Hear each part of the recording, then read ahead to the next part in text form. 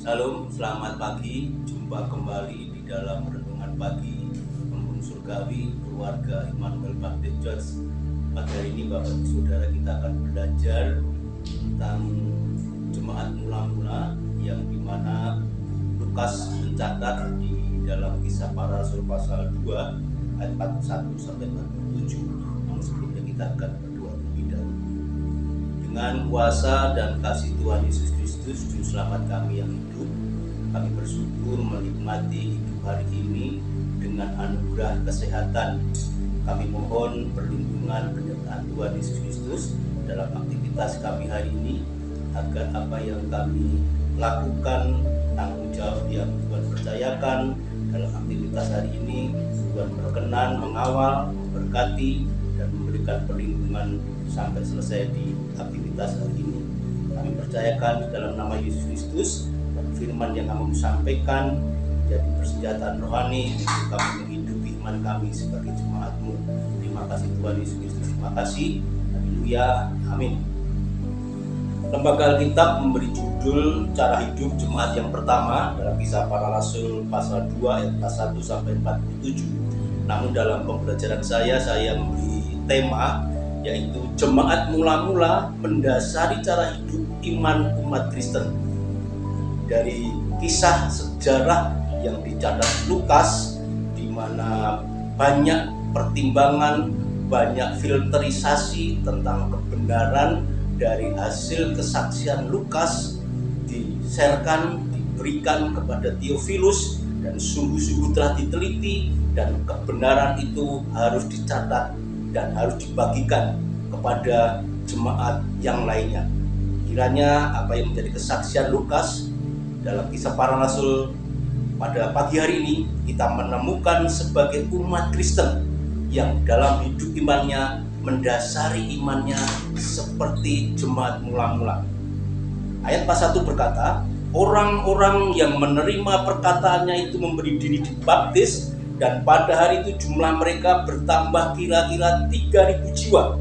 Mereka bertekun dalam pengajaran rasul-rasul dan dalam persekutuan, dan mereka selalu berkumpul untuk memecahkan roti dan berdoa. Ini dikarenakan dari buah iman para murid yang secara khusus dibentuk, diajari Yesus Kristus, sehingga mereka menjadi rasul-rasul yang hebat.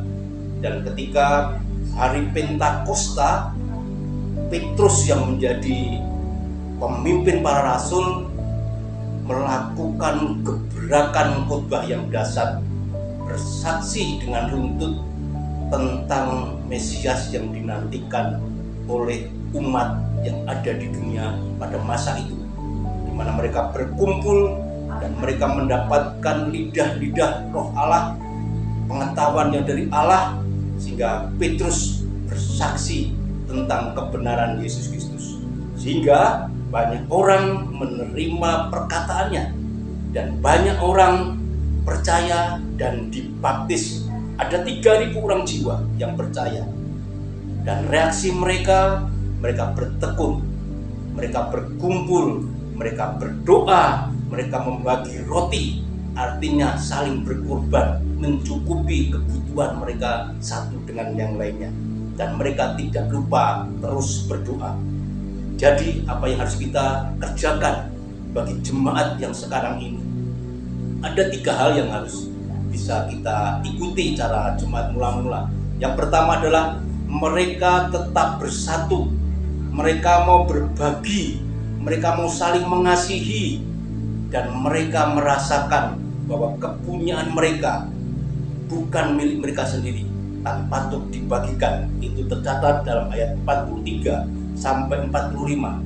Dan ini diulang oleh Lukas dalam Kisah Para Rasul pasal 4 ayat 32-35. Bagaimana cara hidup jemaat mula-mula?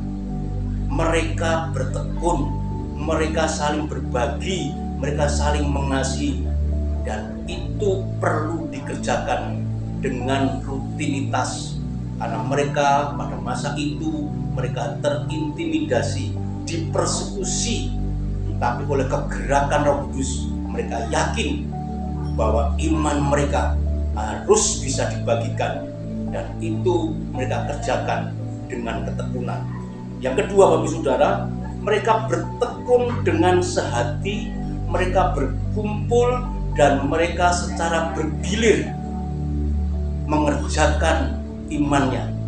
Bergilir itu berarti siap satu dengan yang lainnya, bergantian membagikan berkatnya, membagikan kepunyaannya untuk bisa dinikmati bagi orang lain, dan itu sesuai dengan keperluan masing-masing, dan mereka mengerjakan itu hari lepas hari. Ketekunan mereka lah yang harus kita tiru, rasa sehati mereka lah yang harus kita tiru, rasa berkorban, rasa memberi hati untuk bergilir menerima persekutuan bagi orang lain, bagi saudara seiman. Dan tak henti-hentinya itu dikerjakan dengan tulus hati, dengan memuji Allah, menggali firman Tuhan. Bapak Ibu Saudara yang saya kasih, poin yang ketiga yang harus bisa dikerjakan bagi jemaat sekarang, pengikut Kristus sekarang ini, iman yang harus dihidupi adalah kita harus membawa dampak atas komitmen iman kita, seperti yang tertulis di dalam ayat 46 dan 47b-a. Dengan bertekun dan dengan sehati, mereka berkumpul tiap-tiap hari dalam bait Allah. Mereka memecahkan roti di rumah masing-masing secara bergilir dan makan bersama-sama dengan gembira, dengan tulus hati, sambil memuji Allah. Kita mengunci kembali apa keteladanan mereka dan apa yang bisa kerjakan hari ini. Persekutuan-persekutuan kita yang kita kerjakan hari ini, tempat-tempat perintisan di mana 2-3 orang berkumpul, ajari mereka untuk bertekun, ajari mereka untuk menggali firman Tuhan, ajari mereka untuk saling berbagi dan siap saling memberi dengan menopang dan saling menguatkan. Kiranya apa yang kita kerjakan, bagian yang kita kerjakan dalam ayat 47b mengatakan, dan tiap-tiap hari Tuhan menambahi jumlah mereka dengan orang yang diselamatkan. Ini berarti bagian umat percaya mengerjakan dengan ketekunan, mengerjakan dengan tulus hati, mengerjakan dengan gembira dan tak henti-hentinya.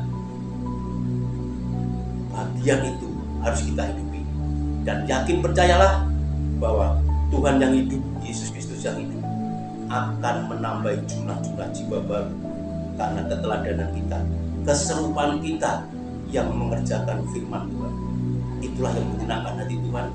Itulah firman Tuhan yang tidak pernah usang dan masih berlaku sampai saat ini. Mari kita kerjakan, mari kita hidupi iman kita agar Tuhan menambahi jiwa-jiwa baru, orang-orang yang diselamatkan melalui iman yang kita hidupi. Tuhan Yesus memberkati. Haleluya. Amin.